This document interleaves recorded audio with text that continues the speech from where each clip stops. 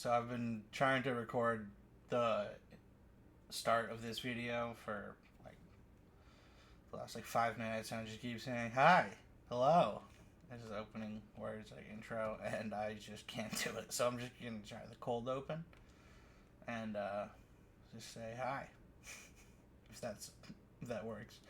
Um, Welcome to Caveman Politics. I just came up with the name today. I don't know why. I think this feels like because I'm in a cave with the lack of windows, and I had a straggly beard this morning. When I looked in the mirror, I thought I looked like a caveman.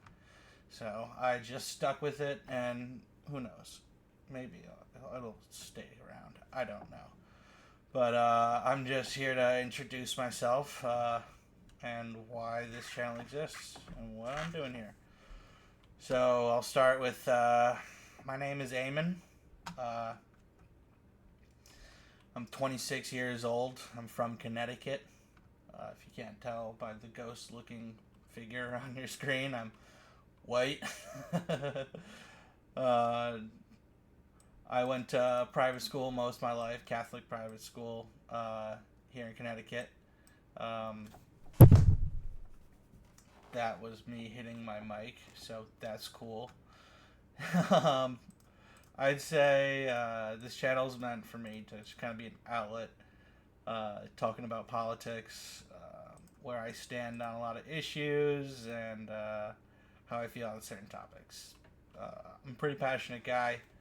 I care a lot about things most people don't even know are happening or care about, which is fine. I'm not the kind of guy who screams in your face about it. I try not to be, at least. I don't know, when I get heated, I hope I'm not that guy. But so yeah, I'll just start with a little bit of my journey through politics. I'd probably say it starts in around the 8th grade for me. I was probably 13, 14 years old. I remember getting into arguments with some of my friends about gay marriage being legal and abortion, and I remember they had a priest come in during lunch one day to talk to me about the evils of abortion, and I didn't agree with him then, and I still don't. So I just think it's funny that at a time when I didn't know anything about politics or where anyone stood on anything, I'd already made my mind up on certain topics. And that's funny. That was just the year Obama won his second term against Mitt Romney. So pretty big year in politics. Didn't realize it at the time. But so I guess I'll flash forward 4 years to my senior year of high school when I was 18. I turned 18 that year, and I voted in my first election. I did not vote in the primary. I wasn't old enough at the time in Connecticut, but I voted in the general for Hillary. I would have preferred Bernie Sanders to have won that, but he did not, and I was not going to vote for Trump. He was very not appealing to me at the time, and he certainly is less appealing now. But Hillary didn't really earn my vote. I would say Trump more or less just didn't deserve a vote for him, so I wanted to vote against him. And I was happy to vote for Hillary, too. I think that she has gotten probably more hate than deserved. I'm not the biggest fan of her, that's for sure. Her politics or her personality, but I do think she's probably hated more than I think she deserves. So Hillary lost in a devastating fashion to Donald Trump. That was tough, but that really galvanized me and really got me excited for politics, and that's partially why I went on to become a political science major in college.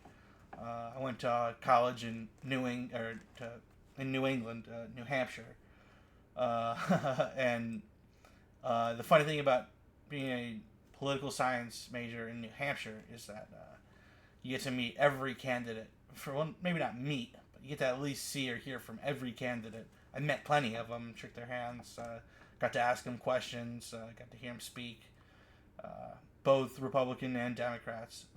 Being there for 4 years, during one of which a major election, I got to hear from both sides of the aisle and lots of different ideas, and it was a lot of fun, honestly. If there's a state to be a political science major in, I could argue Iowa might be the next best, but I can't think of a better one than New Hampshire.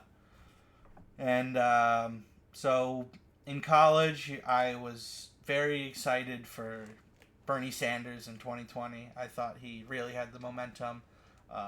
We didn't have a grand name like the Hillary Clinton name in the race, and I thought this is his year. The country's ready for him, and I was rudely awakened on that Wednesday after Super Tuesday to find that Bernie Sanders had lost in a pretty significant fashion. That it really shook my beliefs. Honestly, it turned me from being probably a much further left person than I would be today. Just because of that, I really had to kind of, because I believed I had to work within the party. I believe that it strengthened the party, really, honestly, and I believe Bernie does too. That's why he had endorsed Biden, ran for him, and is endorsing Kamala now because he understands the threat that is Donald Trump, and we saw 4 years under him. The country didn't fall apart, but it damn near did during that pandemic. And during the 2020 election, he tried to overthrow our country by performing a coup, a nonviolent coup, to defraud voters. And however many he had to win, he would have. He would have done anything to keep in power. And I can thank Mike Pence for doing his job that day, because I don't know what exactly that day would have looked like if he hadn't, and that's kind of a scary thought to not know what a peaceful transfer of power is going to look like. I think that is the most important thing a elected official can do is a peaceful transfer of power.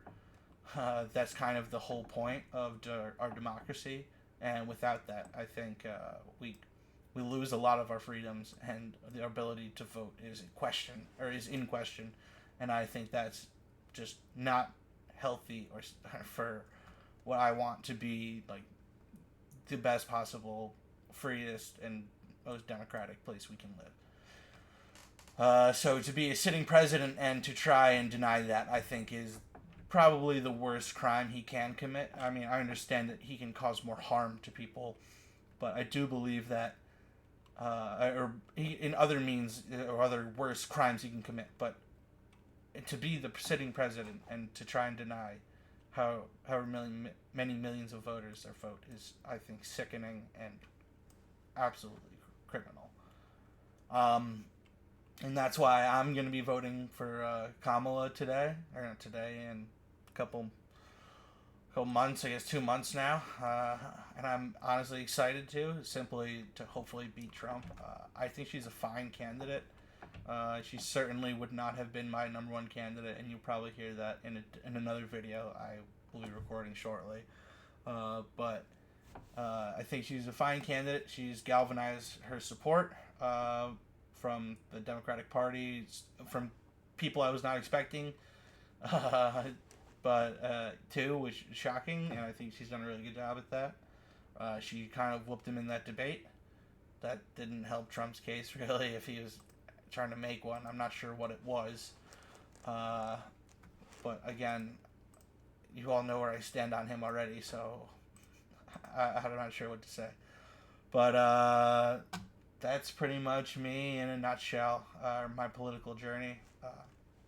I just wanted to get that off my chest. Not that I was hiding it from anyone. I just wanted to let you all know where all things I'm going to be saying are coming from, really.